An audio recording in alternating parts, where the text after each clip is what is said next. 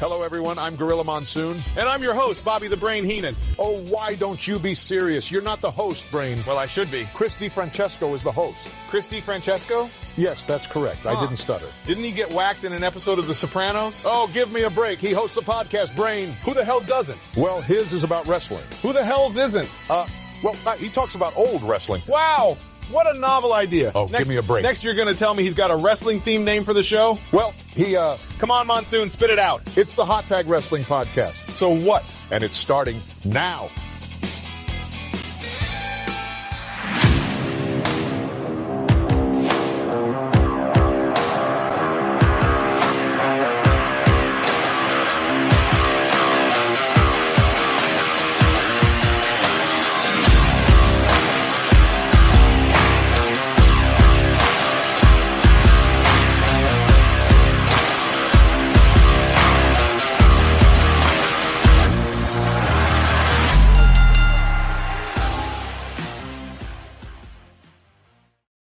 What is going on, everybody? Welcome to the Hot Tag Wrestling Show. Chris DiFrancesco, George Rogers is here as always. George, what's going on, man? How are you? Chris, I feel like Bret Hart and the world is Bill Goldberg. So, Aren't you glad I waited? I am. So, today is not like a knockout kind of day for you. Nah, I just hate the world, and the world kicked me in the head, and now I'm blaming all my problems on the world.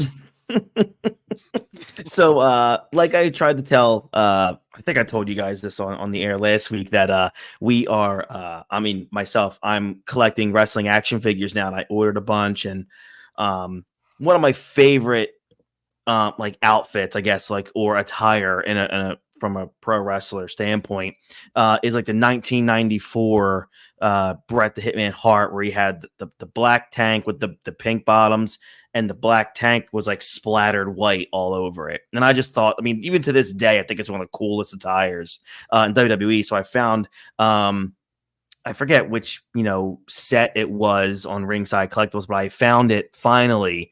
And so the point of the story is it shows up to the house. I have it on the table. And you can put like multiple different kind of heads with different, reactions on it, different kind of arms for different poses and stuff like that.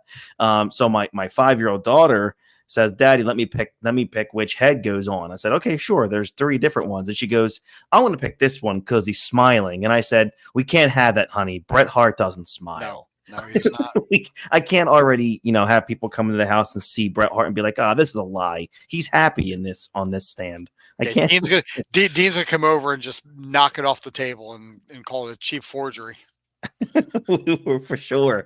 That was looking forward to getting. I have a bunch of them, I think, coming tomorrow. I think NWO Hogan, Survivor Series 2002 Brown Pants HBK with the World Heavyweight title, which is just, look, I know collectively the world hates Brown Pants HBK.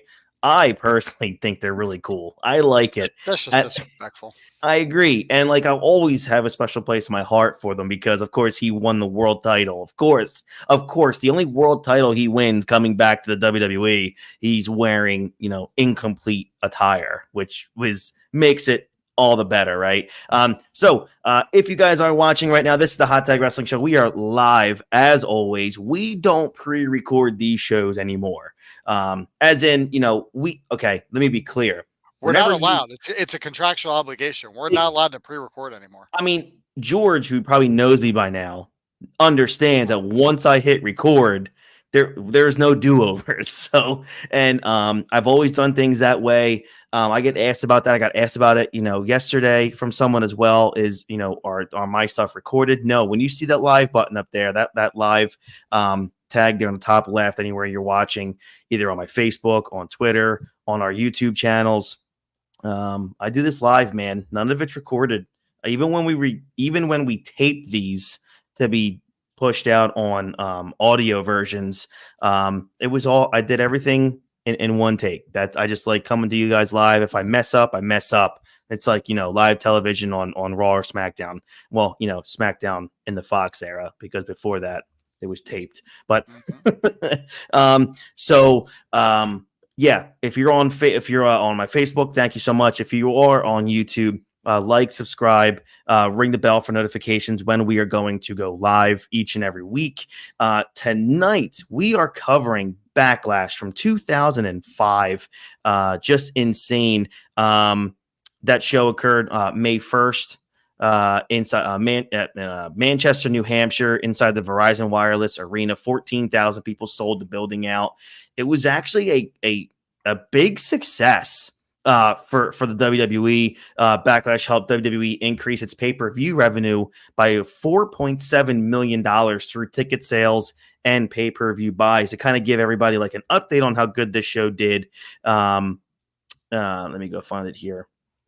Backlash did a tremendous number for the WWE at 320,000 pay-per-view buys. Now, in comparison, okay, Backlash 2004 did 290,000 pay-per-view buys. So a really good uptick in buys here, because look, we all know this. Backlash is historically not a phenomenally successful pay-per-view, because it's the pay-per-view that immediately follows WrestleMania. So whatever you saw at WrestleMania, you might see a couple of rematches at Backlash, but pretty much you're not going to, 99% of the time, you're not going to see any big title changes in Backlash. So you kind of know what you're getting.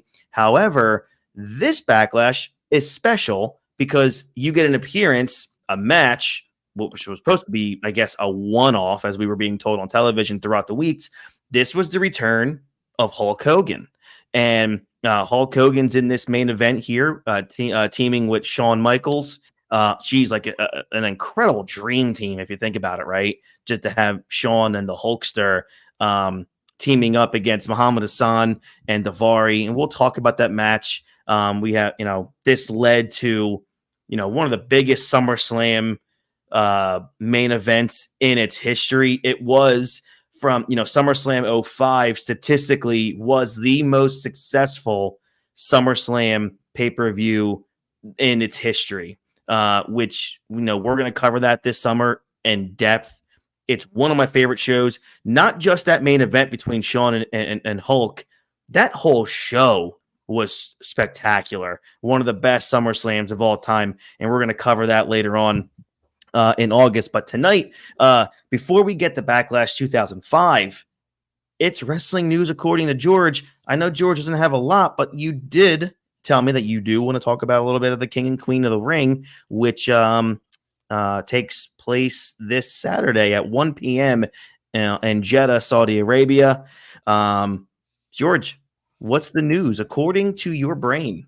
So my thought process on the King of the Ring, and then bringing it back, I know for years it's always been a concept of bringing it back. We've had matches on SmackDown and Raw, especially in the last few years, with them just kind of culminating on a particular episode of Raw or SmackDown. Right.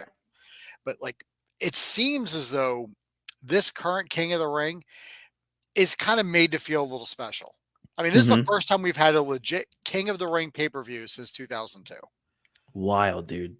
22 years. They didn't have one in 2003, if I'm thinking. I'm pretty sure you're right. I'll check that while you're talking. Because I think after Brock won it in 2002, because he got the title shot after that, because he got a title shot, which I thought they always should have done for someone who won the King of the Ring. You get a title shot at SummerSlam. Just to me, it makes sense. Right. Kind of like the Royal Rumble, but maybe that's why they only did the one. There was no King of the Ring in 2003. But it seems as though they're making a big deal about it. You have wrestlers who are cutting promos talking about how much they want to win the King of the Ring. And the matches, I mean, with the exception of a couple of the prelim ones, which went to house shows, but hey, all that did was just boost house show ticket sales. So smart on them. But for sure, the King and Queen of the Ring matches, they're getting TV time, like a lot of TV time. It's not like a 5-minute squash match. Io Sky had what's her name? The Valkyrie girl last night. It was it was like an 18-minute match. Yeah, absolutely. It was a long time. Yeah, they're devoting time to it. Like the King of the Ring feels important again. Yeah. I mean, obviously the stuff with like with Harley Race and Mhm. like Junkyard Dog and Haku, that predates me by a lot because Mhm. I was, a small toddler when those happened. You were a Ute. I was a Ute. I was a Ute. And they made the pay-per-view in 1993 when Brett won it, which Yeah. that brought Jerry Lawler to the WWF in his Mhm. debut, arguing over who the real king of wrestling is. Owen won it in 94, started calling himself the King of Hearts to get as a way to get out of Brett's shadow. So it furthers him along. Mabel, sure. And Austin, we know we know what it did for him winning it in 96. And then it seemed as though in 97, 98, 99, which are Triple H, Ken Shamrock, and Billy Gunn, respectively, it just kind of seemed like it was there. Mhm. Like, I mean, Mhm. when Billy Gunn is the winner of your King of the Ring, Yeah. you're not putting a lot of effort I into agree. that. And then For sure. 2002, and then in 2002 or in 2000 when Kurt won it, Yeah. that man treated it like it was a gold medal for Absolutely. him. He's wearing the Absolutely. crown. He's Mhm. coming out with the scepter every week. Like Yep. he made it feel good, and now it feels as though. And then when Edge won it in 2001, it was a good stepping stone for him because it got For him sure. out to show how he was as a single As a star, and singles. we Yeah. know what it did for Brock in 2002. Mhm. But like it just seems like it's important again, and I think Mhm. and to me that's big because it shows that they're putting it front that they're willing to bring this back and make it front and center. And I agree, totally agree with you on that. And I do want to ask you if you were surprised at all because I was downright shocked. Because thank God this WWE the landscape isn't a babyface business, pal. Because if it was, I'm not here to start any kind of Jey Uso haters club because look, all in all, I I can honestly just do without Jey Uso. I don't think he's anything special at all. I think he's got a cool little yeet tagline. He's got a fun little thing he does with the crowd, which is really cool to see. But other than that, you know, inside the ring, a lot to be desired there. I can do without 15 super kicks and a splash off the top rope. I think his promos are rushed and they're boring. I don't even know what he's saying half the time. But He's saying yeet, Chris. yeah, It's he's like you're not saying even yeet a listening. 100 times, and it's like, 100 oh my god, times. just stop. It's like playing, Creed, My Sacrifice back then 100 times a show, but at least that was interesting. I'm about to say, So were you about to slander oh, my absolutely, sacrifice? there will never be Creed slander on this show. Um, uh, my arms will always be wide open for them. So thank God, and by that I mean thank you, Paul Levesque, for putting over Gunther in that main event against Jey Uso. Were you shocked at all that Gunther got the win? No, I think Gunther was always going to be the Raw choice to go. It just makes sense. Mm-hmm. How do you have him lose clean to Right, Jey Uso? And I mean, if he loses clean to Jey Uso, what does that do to his momentum? I agree. What do you think this does to? Do you think this opens up the gateway for Jey Uso's return to the Bloodline? That remains to be seen. Yeah, That remains to yeah, be seen. yeah. It really all depends on how that plays out. I don't want them to rush that. I want that to be a slow burn. Don't Mm-hmm. rush it because then you'll hit November. You'll hit like November, and you have nothing to do. You've already done everything. Let it build a little bit. Let him get a little bit of steam or what have you um, on Raw as a single star, and then maybe at like Money in the Bank. I know that's the next one, but it's Hmm. maybe he's in the Money in the Bank match, then he's going for the briefcase, and all of a Is it sudden, the like, what's is that? it the next pay per view Clash at the Castle and then Money in the Bank? You're right. You're right. Okay, You're right. so I'm here. So I'm here. Thank you. You're welcome. I'm a little slow today. You have to It's excuse okay. Yeah. But I Bill think, Goldberg kicked you in the head earlier. yeah, I mean, and then I won the world title after Roddy Piper pinned him. Weird. What a time to be alive. What a time it was to be alive. Yeah, I'm not making any of that up. Go back and watch that episode when the of Nitro when the NWO 2000 forms. Roddy Piper is laying on Goldberg when they count the 3. And then if we Mm-hmm. count 3, they count 2 and then just say, whatever, ring the bell. Yeah, we'll see how this goes. But I think, let Jey Uso have a little bit of a singles run. Yeah. And then maybe if he's in the Money in the Bank match, which he probably will, he's a high flyer. For sure. So I think he's a shoo-in to be in the match. Then maybe, like as he's going for the briefcase, then maybe like Tama Tonga or Tonga Loa comes out and just wipes him out and prevents him. Then you got then you can start your storyline. You can start that. Maybe that's when Jimmy comes back. Maybe it's Roman. Who knows? I don't know. I'm gonna let that play out, and I'm gonna enjoy the ride on it. But I will tell you this, Christopher. Mm-hmm. I am a little intrigued at the possibility of a Gunther Randy Orton match. Absolutely. For the King of the Ring title. Or for the title of King of the Ring, not a belt that says King of the Ring. For the title of King of the Ring. For the title of King of the Ring, yes. Like the kayfabe or the storyline ring general and the real like ring general. Mm-hmm. I'm all a titter, and I think that goes that. I think you have to go that way. Otherwise, you have two heels facing off against each other with Tama Tonga and Gunther, and I don't think that match would go well. So I think our men's King of the Ring finals is going to be Gunther and Randy Orton. And I don't even care who wins the match. It's going to be a banger. I mean, I'm going to say I think absolutely it's going to be Gunther. I think you have to give it to Gunther. Absolutely. And I think Orton has no problem, doing the job there, right? No. Like no problem at all. Do you think it's a clean loss, or do you think like since Orton's will probably beat Tama Tonga on SmackDown, do you think one of them will maybe cost him that? That's a great question. And if that does happen, does that hamper or put like a black cloud over Gunther's reign as King of the Ring? Mm-hmm.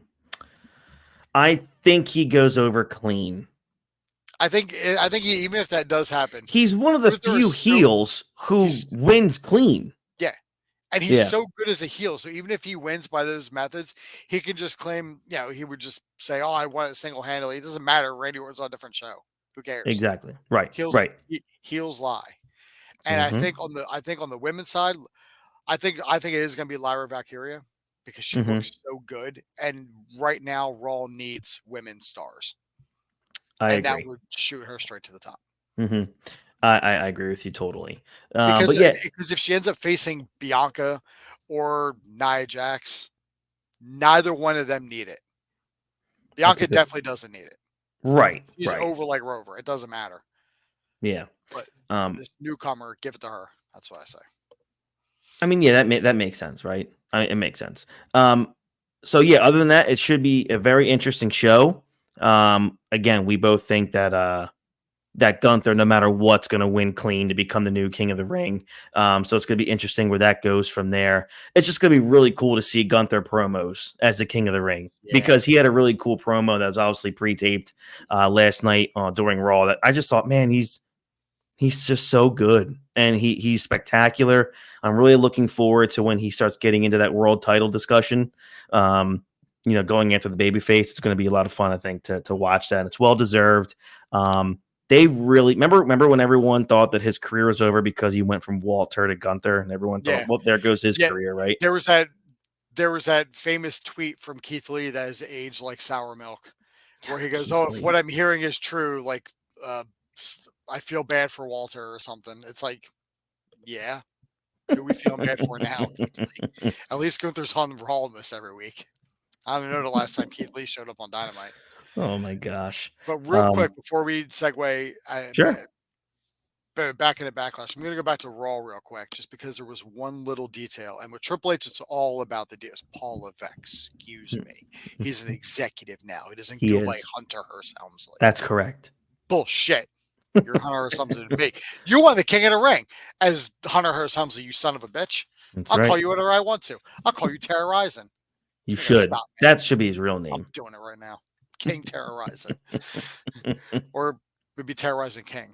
I like that. It sounds even better. Do that one. But anyway, as I forgot who it was that was walking into the arena. It didn't matter because it really wasn't what I was looking at. But I saw Liv Morgan get out of a car with Finn. It's all about the little details. Yes. I didn't notice that until I saw it mentioned. And then I looked it up and I saw that and I was like, man. And then in the background during a promo last night, you see a photo of Demon Finn Balor. And it's like, what in the world is happening right now? Like it's clear that Paul Levesque is all about the Easter eggs. Yeah. And I'm here for it. Like, give me a reason to watch why somebody's walking in or some boring ass backstage segment. Like, there's always something going on in the background. Mm-hmm. And I think just maybe Liv Morgan beats Becky Lynch on Saturday. Just maybe. I don't know, man. That's, do you save that for a different show or, man? I mean, look, it would make sense. I mean, maybe that Becky, like, because we talked about it before, Becky probably isn't even in this spot if Rhea doesn't get hurt. Yeah. So is this just a holdover to get to the next one, which, makes sense for it to be Liv. And then once Rhea, who's actually due to come back relatively soon, you can get right back into that program. Yeah. So it makes sense. The transition makes sense for Liv to take the title here. So man, we're gonna have we're gonna have another custody of Dominic on a ladder match again. It's gonna be Liv and Rhea Ripley. Very much so. That's great. Winner gets custody of Dom. Dominic on a pole match. It all comes full circle. It really does. All right, so let's get to this pay-per-view here. Backlash 2005 again took place May 1st, 2005, just a little over 19 years ago. Inside the Verizon Wireless Arena in Manchester, New Hampshire. A couple little stats here about this show. The Verizon Wireless Arena usually can accommodate 11,000 people, but the capacity was increased for this event because of the ticket demand. Obviously, Hulk Hogan returning. This event grossed over 700,000 at the gate from that attendance of 14,000, which was the maximum amount of people that were allowed inside that building. Backlash helped WWE earn $21.6 million in revenue from pay-per-view events versus the 16.9 the previous year, which was later confirmed in a quarterly result later on in September of 05. Look, the Canadian Online Explorers Professional Wrestling section rated this event 6 out of 10. That's a pretty popular place back then for wrestling reactions. The rating was higher than the Backlash 2006 event. And for anyone who wants to see Backlash 2006, just don't do that. What's the cage match rating, Chris? I don't know. Let's give cage match a rating. I'll give that a 2. So you're being generous. Oh yeah, I'm a nice guy. I'm a nice guy. I first heard about this website, I don't know, 6 months ago. Mm-hmm. But apparently it's a barometer. But nobody I know has ever even heard of it either. And I'm friends with an indie wrestler at Amazon, so even he's like, yeah, I don't know what that is, and I don't care. AEW knows what it is though. And apparently Dave Meltzer cares. Dave Meltzer gives his own rating system and he cares what Cage Match thinks. It's hilarious. So he must be getting a little bit of a check under his basement door from Cage Match. So, a pretty cool thing. I probably lost in a pile of papers. It probably is. So I was gonna say some mean things there, but I don't do that stuff. No, I can't. We're a classy show here. We only say bad things in Gorilla, not on the air. You can tell by my sleeveless shirt and Chris's backwards hat. We are very classy. Yeah, but the sleeveless shirt just makes we have a badass on this show. No, it's just because it's hot. What I liked, because again, I've said this before. So my sweet spot in terms of my favorite time to watch wrestling, which is, again, I say this to people and even to them, even casuals today will look at me like, what are you talking about? My sweet spot was probably right around 2002, like through like the end of 2008. I just thought, I was just so invested. All day, every day. It's all I cared about. I was in college. I was at the end of high school. I was in college at that time as well. So it was just a whirlwind for life for me back in those mid 2000s. I'll, And I'll, I'll, I'll put it to you this way in terms of a comparison, because people always talk about the Attitude Era, the Attitude Era. mhm, It's like, yeah, like the Attitude Era, extremely memorable. of course, Nothing gets it. But this is how I look at it. The Attitude Era brought eyes to the product. The Ruthless Aggression kept them there. I agree. The ruthless aggression era, if people want to fact check this, will forever be the greatest array of talent that the pro wrestling world will ever see that was in one company at the same time.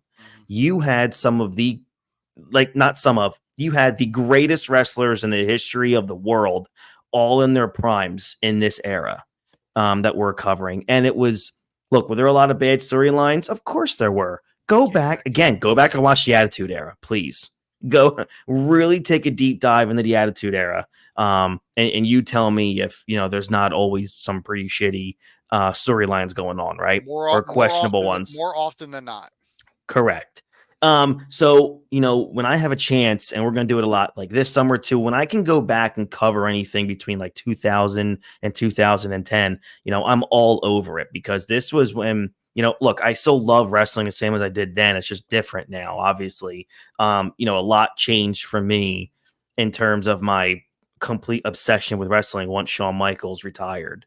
But when I go back to this era, man, I just look at the cards and then I see the Hall of Fame talent on every Raw, every SmackDown, every pay-per-view. It was just such an incredible time, in my opinion. I think the Ruthless Aggression era is the best era ever. Again, I think one, it lasted longer than the Attitude Era did. And two, again, just the talent, man. Like, just to go back and see some of the talent that was, opening and closing Raw back then, or on the mid card on Raw and SmackDown back then, was just awesome, just friggin' amazing. So we're covering this show here, Backlash 2005. Let's kind of get into it now. This is specifically a Raw brand pay-per-view, because there was the brand split at this time.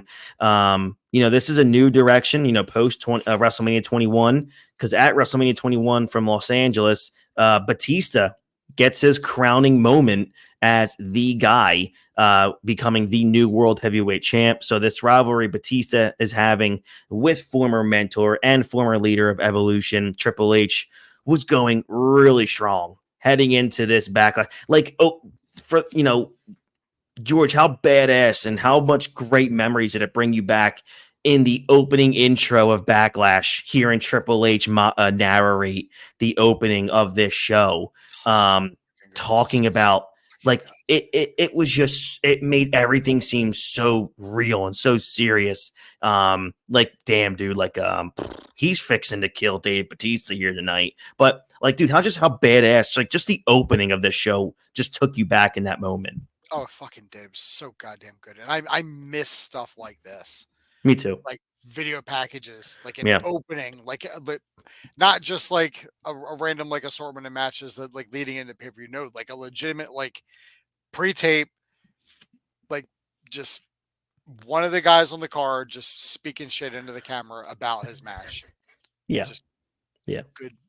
I miss it so much. Yeah, me too. It was just, I was like, damn.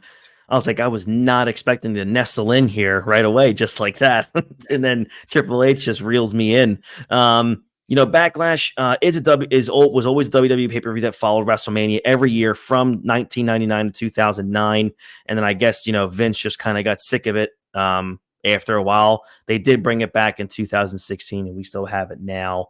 So WrestleMania Backlash for a couple of years, which was fucking terrible. Yeah, because that makes people really want to order the pay-per-view, basically knowing what's going to happen. This is a man who's taking away people's first names and adding unnecessary words to pay-per-views. I agree. It's correct. That's what he did. So obviously, if we go and watch the show on the network, you see it's a TV 14. So, this was still an era where there was blood, there was, TNA. I mean, there was also the company TNA, but on the actual WWE programming, there was still a lot of TNA going on in the WWE product at this time. The opening video package focused on Hogan returning to action. The team with Shawn Michaels. Fans chanted one more match to Hogan at the WWE Hall of Fame in 2005. So that's what led to this. And then, like we just said, man, the opening video also really pushed that main event between Batista and Triple H. We get the pyro going off here too. Look, and I texted George when I was watching it. I missed those Backlash sets. Remember when they used to the hooks used to swing? They would swing. Oh gosh, just such good shit, pal. Good shit. It really was. The opening match. It was like we had it all and didn't know that we had it all at that time. I know. It's like a sad GIF, right? Yeah. I just put that under there. The opening match. It's like I'm sad Ben Affleck. Yes. Even today, sad Ben Affleck. So you agreed. See, now you're all coming around. The opening match. A huge IC championship match, man. Shelton Benjamin versus Chris Jericho. Jericho gets a big ovation. JR notes that Jericho was a 7-time Intercontinental Champion.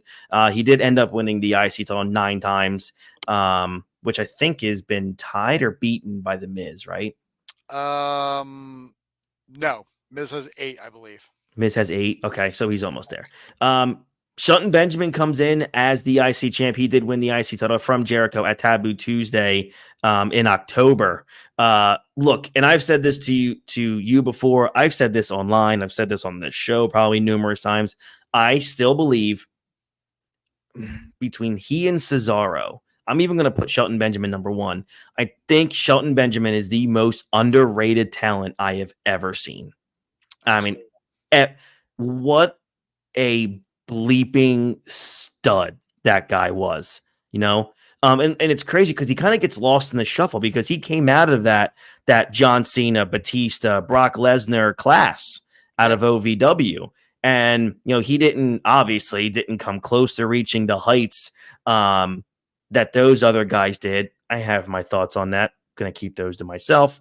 For those of you who know the history of WWE creative, you probably understand where I'm going with that. But I just thought anytime Shelton Benjamin was on the screen back then, or even when I'm going back and watching these shows now, I watch the match. No doubt about it. The night after this pay-per-view, Shelton Benjamin's in my favorite Raw match in the history of Raw. And that is the famous, super kick match against Shawn Michaels in the opening round of the Gold Rush tournament. So, Shelton Benjamin is just a superstar. And, this opening match, I thought he was really good. He gets the pinfall win. They give this match almost 15 minutes, George. I gave this 4 stars. I just thought this was spectacular. There was quite a few believable near falls. Benjamin was just so damn impressive. I thought Jericho had his working boots on for this match too, dude. He was brilliant in this match, helping Shelton get over here. It was fun to watch, man. The athleticism in this match was supreme. What did you think of this one? I thought it was great. I mean, I love this. I love this era of Jericho. Me too. And you could tell he loved working with Shelton Benjamin. Did you read any of Jericho's books, by the way? I have, yes. In the second one, he speaks glowingly about Shelton Benjamin. He does. The first time he got in the ring with him because he didn't know what his finish was. And he couldn't hear what the referee was saying. So when he went at Benjamin, he just did a starfish thing where his arms are out, and then Benjamin just caught him in the T-bone. But Shelton should have been bigger. I agree, man. I agree. Anytime he was in the ring, it was going to be awesome. I mean, he had a really good run for a while where he was beating up Evolution, and I thought the dude's going somewhere, and he didn't. But I mean, it's it just went away. But do you remember when Monday Night Football did that skit where Nicolette Sheridan from the Desperate Housewives with T.O.? Yeah. And then the next week, Raw made fun of it with Shelton Benjamin and Trish Stratus. Yeah. I remember. Well, good spot for him. I would have been in that spot. I don't care. Of course, right? So Benjamin actually had a really good reign, dude, as the IC champ. I looked this up. I didn't remember. He was champ for 244 days. He lost the title to Carlito on June 20th, 2005, which was right before the next Raw pay-per-view, which was Vengeance, which we will end up covering at some point. Maybe for a bonus episode. I actually like that show too. There's a tremendous WrestleMania rematch between Michaels and Kurt Angle on that card, which a lot of people forget about, which was just a banger of a match, and we'll eventually cover that show. Chris Jericho was interviewed by Todd Grisham, but Jericho walked away without saying a word, obviously frustrated. Edge is interviewed by Coachman. Edge talking about how he's Mr. Money in the Bank at this point here in time. Edge said he'll be the last man standing in his match against Chris Benoit and said bank on it at the end. That was probably definitely written for him. Yeah. We get to, I guess, maybe one of the worst, maybe the worst match of the night. I mean, it was just hard to get through. The tag team turmoil for the World Tag Team titles. 5 teams. 2 teams start. When you are pinned or submitted, you are out, and then another team gets in. Part 1 was William Regal and Tajiri versus the Heartthrobs. Obviously, we know where we're going here. The Heartthrobs were eliminated. I forgot all about the Heartthrobs. I did too until when they came out. I literally was just out loud. Was like, "Who the fuck are these guys?" I know. Part 2, William Regal and Tajiri versus Simon Dean and Maven. Which one of these are not like the other? I have no idea. When did this happen? Dude, I had no memory of one. I forgot that Maven was even still with the company in 2005. Yeah. Nonetheless, he was gone after the Undertaker killed him in the Royal Rumble. I know. And then again, shockingly, Simon Dean and Maven were eliminated. That's when I just threw my hands up, like, I can't believe this just happened. Yeah, you turn off the pay-per-view at this point. You're like, I did. I was done. Don't even want to live in this world. I can't. Part 3, Regal and Tajiri versus La Resistance, which is Rob Conway, and at this point, 21-year-old Sylvain Grenier. Robert Conway. Put a little. I'm sorry, Robert Conway. He has one of the best entrance songs of all time. Oh, yes, he does. It's still talked about today. Hey, look at me. It's so good. That's going to be our new favorite. It's our new intro. Yes. William Regal and Tajiri were eliminated by La Resistance. That means we will have new World Tag Team Champions. So out come the big faces here of what people were waiting for. La Resistance versus Hurricane and Rosie. Was Rosie still a superhero in training at this point? Yes, he was still a superhero. He might have been a full-blown superhero. Okay. So after 13 minutes and 45 seconds. Sorry, Roman, you're not a superhero. Damn right you're not. Tribal Chief, superhero.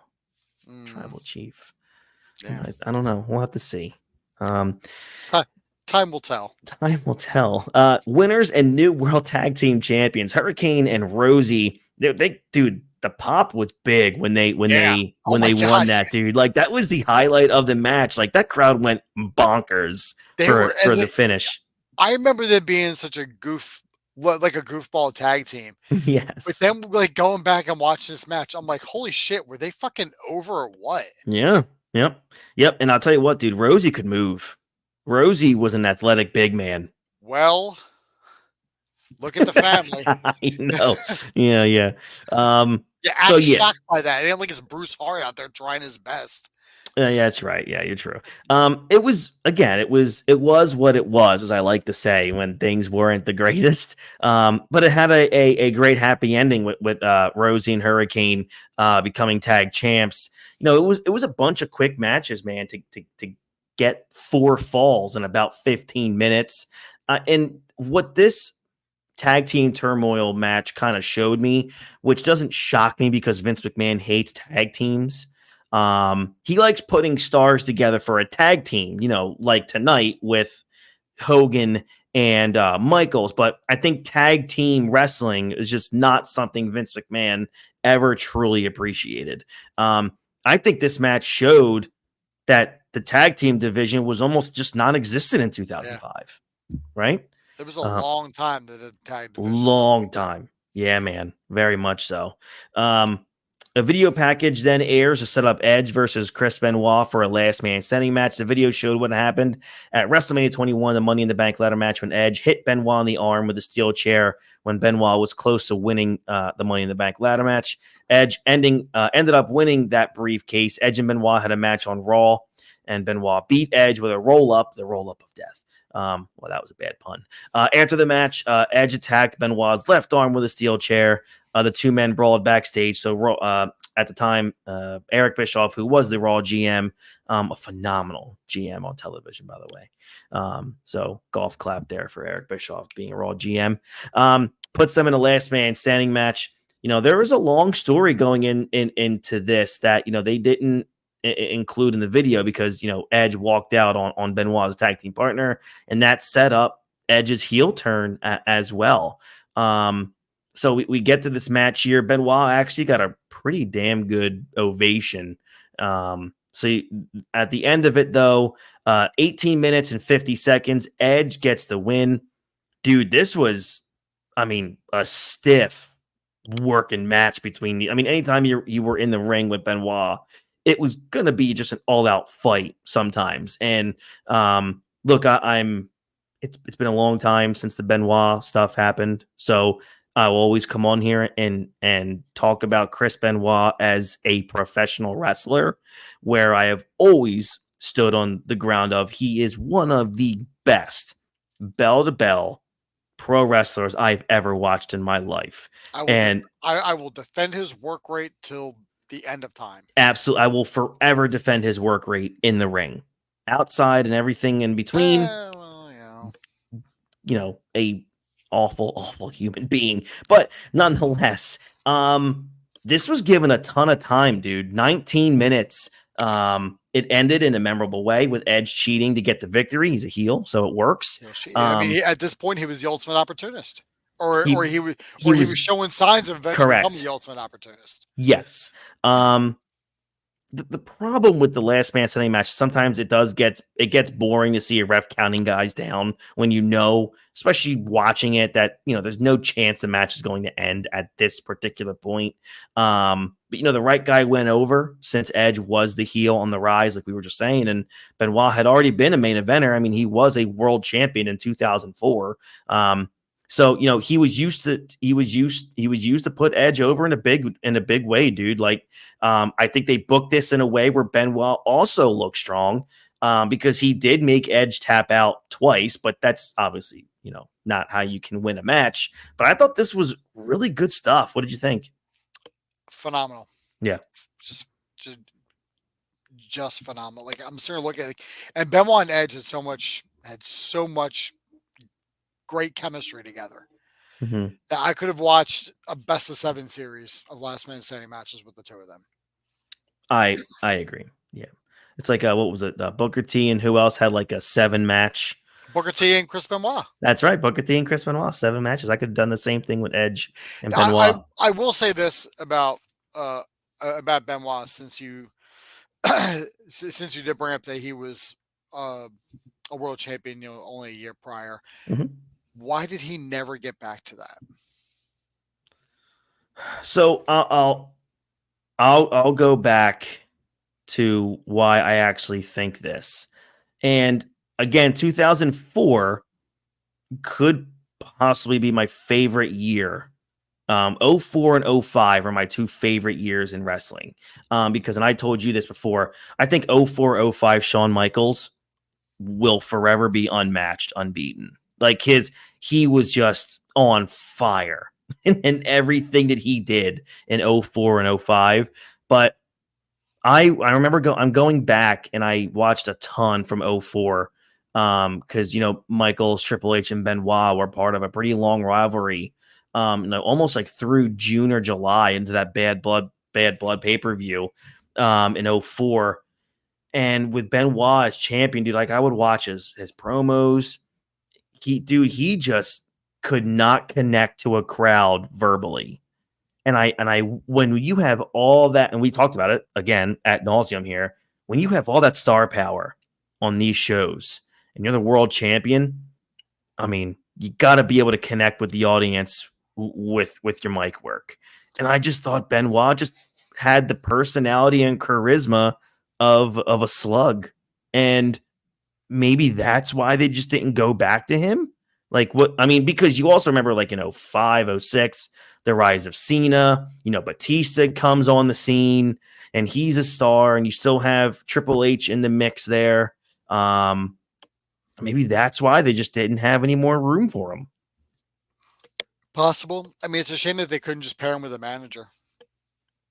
I mean, yeah, Benoit probably would have been pretty decent with a mouthpiece, depending on who that would have been, right? I mean, that would have probably worked out well for him. Shit, just put Paulie with him. I mean, just plug him in with anyone. The only time it never really worked was Ryback because Ryback is Ryback. Absolute trash. I hope Ryback watch this. Fuck you, piece of shit. It's fucking back knee. So we kind of move on here in the pay-per-view. We get to our next match, which is Kane, who's with Lita here versus Viscera. This was probably the worst match on the card. This was fucking terrible. And I felt bad for Kane. I feel bad for Kane. I'm 3 minutes into this, right? Out of the 6 or 7 minutes that this match got. And I'm thinking, God dang, Glenn, you deserve so much better than this. Mayor Glenn deserves so much better. Kane does get the win, thank God, by pinfall at 6 minutes and 10 seconds. Look, this is two big boys here, man. And obviously nobody probably believed that Viscera had a chance of winning. Because, I mean, I think at this point, dude, Viscera was barely on the active roster. The key snowball's chance in hell of winning. Oh, no, yeah. The key spot was Lita preventing Trish from cheating with the chair because the crowd, reacted to that massively. Kane left triumphantly with Lita while Trish was furious about the loss at ringside. And then the great line from JR, Viscera's doubleheader is canceled. Sometimes you can count on JR to come in with a pretty good one-liner there. I really appreciate that. I want you real quick, since we have Kane and Lita and just the time frame that we're in here with this. Mm-hmm. What a 2005 Edge had. Yeah, he has this banger with Benoit. I mean, he won the Money in the Bank at WrestleMania. Has this banger with Benoit. Goes on the feud with Kane. Lita ends up siding with Edge. Matt Hardy comes back, gets into that feud with Matt Hardy, and then basically tops off or goes into 2006, beating John Cena by cashing in the Money in the Bank briefcase. Yep. What a fucking year this man had. I know. It was huge. That was, I guess you can obviously look back and say, yep, this was definitely the turning point. For the trajectory of Edge becoming one of those top guys, right? And he was one of the pillars of the Ruthless Aggression era for sure. He was one of the SmackDown 6. Yeah, he was. Obviously, the end here, we get Viscera doing a running splash on Trish Stratus. God, thank God she's alive. Well, I mean, thank God, one of them are. Trish was put in a neck brace and then put in a stretcher. I think it was a kayfabe neck brace because there's 100% possibility that could have been a real one. I know. Nash and Undertaker. It was a injury angle for Trish because she had a legitimate back injury at the time. She left about 4 months and was still the women's champion when she came back. So this definitely worked for that. So here we go. We get to probably the main reason why there's 14,000 people in the arena here. The video package aired to set up Hulk Hogan and Shawn Michaels versus Muhammad Hassan and Daivari. Hassan Daivari, got in Michaels' face, calling him a loser for losing at WrestleMania. Michaels wanted to face him in a handicap match, but Bischoff told him he had to find a partner. Michaels said if he had to pick a partner, he wanted it to be Hulk Hogan. It led to Hogan returning to save Michaels from an attack, and Hogan talked about fans chanting one more match for Hogan at the Hall of Fame. Dude, I'll tell you, man, Muhammad Hassan and Daivari come out to just mega boos. So much nuclear heat. Not even heat. It was hate. It was. And I'm going to say this, dude. I mean, I am upset that Vince and the WWE, I guess I understand at this point they're a public company, giving in, what is it, the parent teachers council who used to complain about this stuff, because Muhammad Hassan, I'm not even sure I can name a guy who's had more nuclear heat since him. Like, can you? I mean, I don't know if I can. I mean, Dom is a fun heat, so I can't even count that. But, bro, like if this was like the 80s or early 80s, like Hassan's getting stabbed in some arenas. Like, for sure. And given the climate, 2005. Oh, yeah. We're smack dab in Iraq war. At this point, we ain't even 4 years apart from the towers falling. I know. And then, but that was also the gimmick that was played up when he was doing the vignettes, how he was judged by how he looked and nobody was giving him a chance. You know, it's like, oh, they look at me and it seems like, but I'm just American like you guys. Yep. We knew that it was going to be a heel, but like it was visceral fucking hate for this guy. Not even like go away heat, like I hate you, Ronda Rousey, leave my screen. This was like, I hate you and I want you to know how much I hate you. For sure. Like I'm looking for your car in the parking lot. Yes, for absolutely agree. Yeah, man. I mean, I'm not, but yeah, yes, of course, yeah. Someone in New Hampshire was. Hogan and Michaels, of course, are the baby faces here. Hogan's 51 years old at the time of this match. He doesn't look it. No, he looks like a really old leather-bound book in this match. Like this dude on a bookshelf made of rich mahogany. That's gotta be a shirt. So I also saw, and I found this out too, Daivari was 21 years old. Was he really? Because he looked older. Yeah, yep. 21 years old. So this match goes about 15 minutes and 5 seconds. It was kind of like a double finish here. Michaels hits Daivari with a sweet chin music. Hogan gets the cover for the pinfall. JR, is screaming about the dream team. Look, Hogan actually, I thought, moved okay. He moved pretty well in this match. I thought it was fun. It was a lot of fun, and I'm sure they all enjoyed being part of it.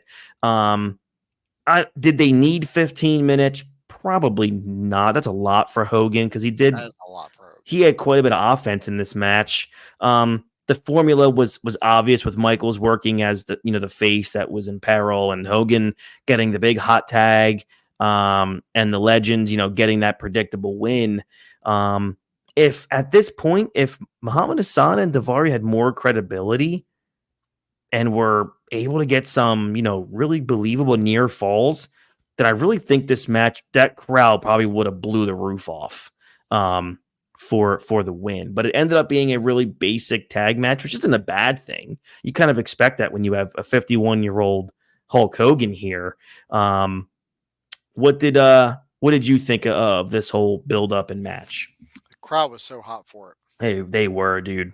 I mean, when Derringer's music hits, God, the crowd hated Hassan and Daivari as much as they loved Hogan when he came out. Yeah. I mean, Michael's got obviously a Michael's pop. Yeah. But that Hogan pop. But they're there to see Hulk. They're there to see the Hulkster. Mm-hmm. Yeah. Now, about Muhammad Hassan. Yes. Before we move on. Please. Do you think he was doomed from the start with this gimmick? It's something that just popped in my head. So, I mean, he came out hot. Like, I remember, and I went back and watched some of his early promos when he first came out. Bro, he came in strong. When he entered the Royal Rumble and then everyone just stopped and eliminated him and then went back to fighting? Yeah. Yeah, I mean, maybe you're right. I mean, maybe you're on to something there. Would you have given him maybe like a mouthpiece for a little bit longer, like not giving him a chance to go on these rants? Would you have maybe waited a little bit? The thing is, I don't know if I would have done that gimmick right away with him. Yeah. Being how close it was to 9/11. Yeah. And the climate that we were in at the time. I was 20 in 2005. Chris, you were 19. So we're old enough to know what the world was like at that time. Absolutely. There was a massive amount of I'm going to call it Islamophobia, where Yes, even if somebody wasn't Islamic, if they looked like they were from the Middle East, you immediately just looked at them with a disdain. absolutely. Like, Yeah, like you're admittedly, the for reason sure. for everything. Like, you're the cause. We're in the Iraq war. So there's so much from like the political climate, and like like Vince took the chance on getting like a dynamite heel by just going with that time. But the way the public was, there was this guy. He was going to be a heel. He never would have turned face. I agree. No crowd in the world was going to cheer this guy. Not a chance. Did But not. I'll tell you, I maybe wait like another 5 or 6 years.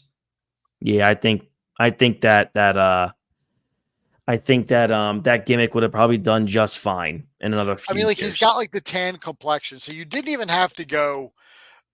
Like you didn't even have to go like Middle Eastern. You could have just said he was Italian or Greek. That You could have probably just would work played up, too. and he could have just been like an annoying Italian heel. Mm-hmm. But I think you're onto something there. I mean, Vince took a chance, and it was it was a chance, and It he was a thought he made a chance. good. He made a Yeah. judgment that, in hindsight, doesn't look good. But at the time, we were like, "Oh shit," Yeah.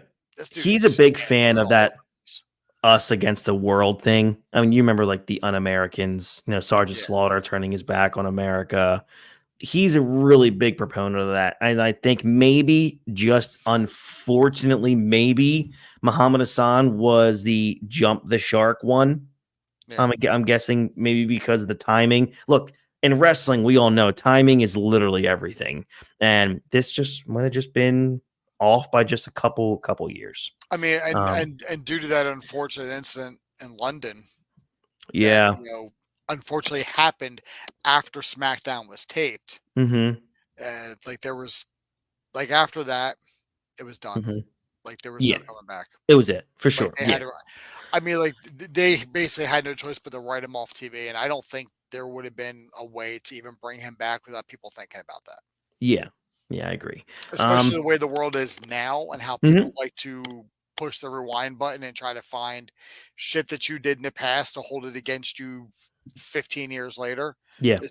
Even if he was a massive success now, somebody would eventually find out who it was. Like, oh, remember when he simulated beheading the Undertaker? Yeah. Like, and then the London bombings happened. It's like, yeah. Different time, folks. Different time, different place. Yep. Now, obviously, we all know where this led. This led to maybe like my most memorable summer ever, which led to, eventually Shawn Michaels turning on Hulk Hogan, kicking his head off a few months later, which set up that mega SummerSlam 2005 event. It's Hogan's fault. He shouldn't have walked into his foot. I agree. Totally agree. Dummy. Maybe stop playing the crowd for 5 seconds, Terry. Triple H is interviewed by Todd Grisham going into Triple H's world title match here. Hunter said that Batista had a great night at WrestleMania, but Triple H holds the great equalizer, and it's called the pedigree. Hunter said he'll have a great night and walk out there for the 11th time as the world's heavyweight champion. So let's kind of get to that match. So I know there was something that, obviously Christian did here in between with Cena, but I mean, I can say the rap and then go over word for word what was said, but I mean, I kind of just wanted to skip it. Yeah, I'm fine. Good. Video package airs here for Batista defending the World Heavyweight Championship against Triple H. The rematch is being called Batista Triple H 2. Very creative, and was standard stuff. And was standard stuff because the former champ gets a rematch most of the time. There wasn't much of a story to this match, except for what was basically being built through WrestleMania 21. So I guess they just found a way to just put over how ultimate and deadly the pedigree was. This was the first and only time anything like this was promoted or plugged in terms of a finisher for Triple H. I mean, obviously, with how the RKO was, that was, based into some storylines, but never with Triple H. So to me, I felt like this is Vince grasping at straws, thinking he needs a story. The story's already been written. I mean, it's one of those things where don't think too much into it. Just book the rematch and let's go. It's like, it's okay. Yeah. We all know the story and we're happy with it. It's fine. It's a hat on a hat, Vince. It's fine. Triple H makes his entrance. He's booed because, in 2005, dude, like he's, still one of my favorite heels ever. Just so good. Just the most hated man in wrestling, not named Muhammad Hassan. So good. Awesome. And, JR makes it better because, he quote unquote just despised Triple H in this era. JR said that Hunter is a soulless, heartless, no good human being and would pedigree his own mother to get what he wants. But I love the hatred that JR had for heel Triple H. It's so good. It was like at this point, JR is waiting for Triple H to die so he can piss on his grave. He really can. Batista comes in to a great reaction here with that big gold around his waist. As always, nothing's better than a saliva entrance. So, of course, this was just badass. You son of a bitch. George, I've been waiting the whole show to get to the saliva entrance theme. You've been chomping at the bit. I really have. So this match goes pretty long. I was okay with it. This match went a little over almost 16 and a half minutes, which I thought was, I think between 15 and 18 was what I expected, but just about 16 and a half is good. As expected, Batista gets the win in his first title defense with the Batista bomb. It was a pretty good match. Obviously, again, we expected it, but there's no reason to take the title off of him. He was a mega baby face at this time. He was super over. He really was. I mean, he was becoming the animal Batista. This was him. I feel like when they turned Batista, they looked at what they did with Orton and they're like, all right, this doesn't work. Let's do something else. That way babyface Batista can get over, because babyface Orton was not getting over. Nobody cared. Nobody cared. Nobody gave a shit. Nobody gave a shit. Mm-mm. So it was like they looked at what they did with Orton and they're like, all right, let's not do that and let's do something else instead. Mm-hmm. We got to make Batista look like the guy. Like, this is the next person we're going to strap the rocket to and go right to the moon. And this is the best way to do it. Give him a couple wins over the biggest heel in the business. Mm-hmm. Yep. One of the biggest world champions of all time. I mean, he was there. An argument can be made, and I'm actually not even going to say an argument can be made. In Ruthless Aggression era, the big gold was the big title. Yes. When I think of the Ruthless Aggression era, I think, of course, I'll think of HBK holding that title for a month, but it was Triple H, Batista. When I think of the big gold, I think of the Undertaker. Edge had that title, and as the rated R superstar. I also couldn't get over how good that big gold looked on Triple H. That big gold man on Hunter, Taker, it worked. And as much as I like seeing Shawn with it, it didn't really fit for Shawn. It didn't. No. Shawn needed the WWE title. He needed that winged eagle. He did. Or Undisputed. That's what he needed. But that Undisputed would look good. And the way Triple H would just carry the bell and just walk around. Oh my God. It was like he fucking owned it. This is mine from home, and I'm not sharing it with you. That's right. Right. Or when Taker would go on the top step to raise the lights, and he would open the jacket and the big gold's just shining. Man, it would look so good. On some people, had it so good. On some people, that big gold just looked perfect. It really did, man. It was awesome. Just a great. I thought it was a really good look. The finish was something we've seen a few times in Undertaker matches with Triple H. But look, I think it worked. It was fine. I think this was again another tremendous stepping stone for Batista to get to where he became, which was that mega superstar, the Animal Batista, where, and this is what did it. The guy that buries everyone, the guy with the golden shovel, who has hates everybody, hates everyone. What was it? The reign of terror in 03 and 04. Dude, let's just face it. Triple H is one of the best to ever lace up his boots.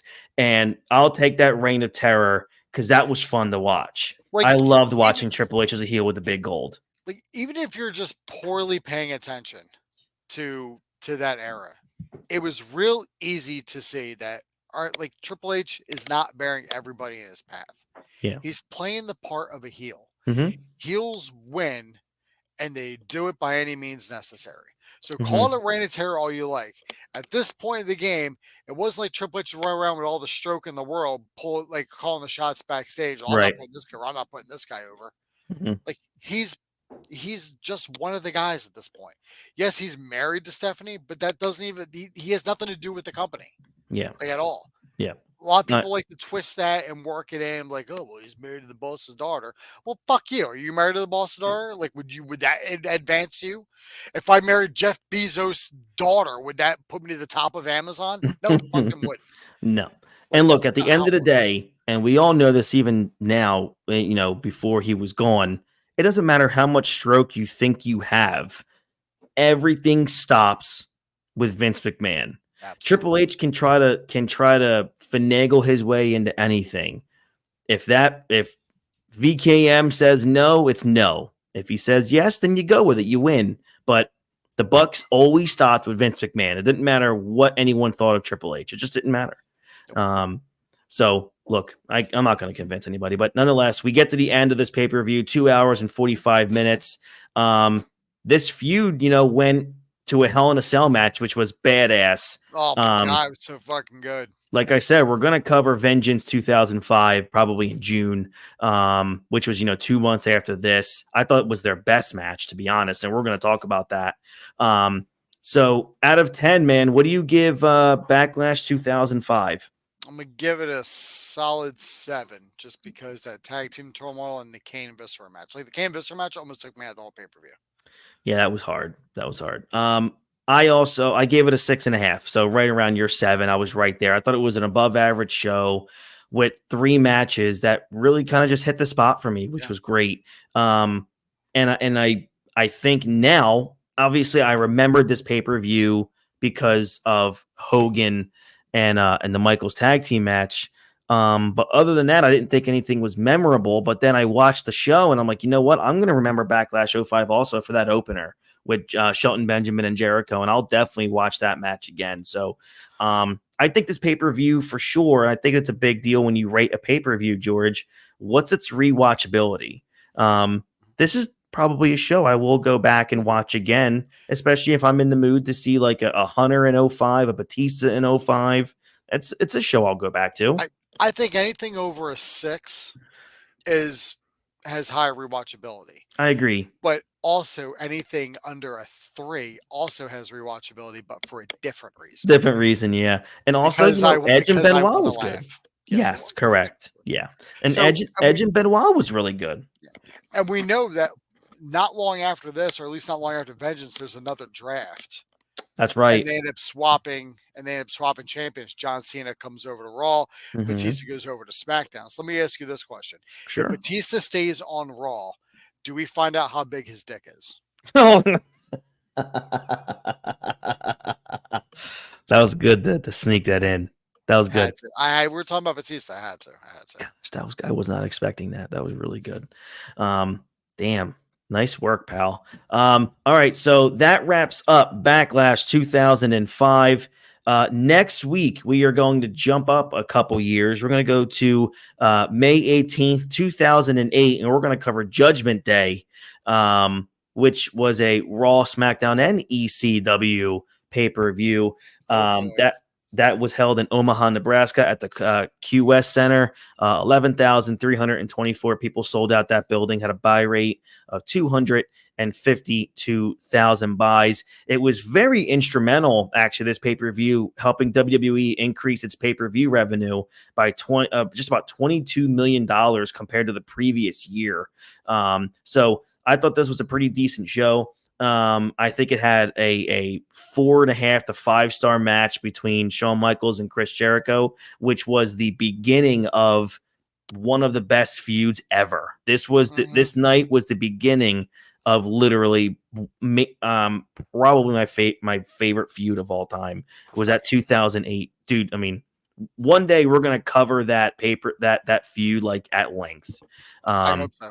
Yeah, we definitely will. Dude, it's HBK. You know I'm going to find a way to put it in here somewhere. And with you being the same way with Sean, how could we not do it, right? Absolutely. So, yeah, also on that show. He's feuding with the Learning Tree, so. Hey. That's true, yeah. Well, I should start watching. Just kidding. John Cena also went up against John Bradshaw Layfield. Undertaker defeated Edge in a singles match for the vacant World Heavyweight Championship. We'll talk about that. And then obviously the main event of that show was a really good one, I thought, where John Cena went up against Randy Orton in a steel cage match for the WWE Championship. So it's going to be fun talking Judgment Day 2008 next week. If you're watching us on YouTube, or if you end up seeing this on YouTube throughout the week, like this video, subscribe to the channel, and ring that bell for notifications. If you want to find us on social media, head over to Instagram, and we are at the Hot Tag Podcast. We're doing well over there. And thank you to everybody who's been subscribing. We're pushing 800 subscribers already. Every video we post is just doing really, really well. And I'm so grateful for the support that we are getting. Again, thank you so very much, George. I appreciate it, man. Looking forward to next week.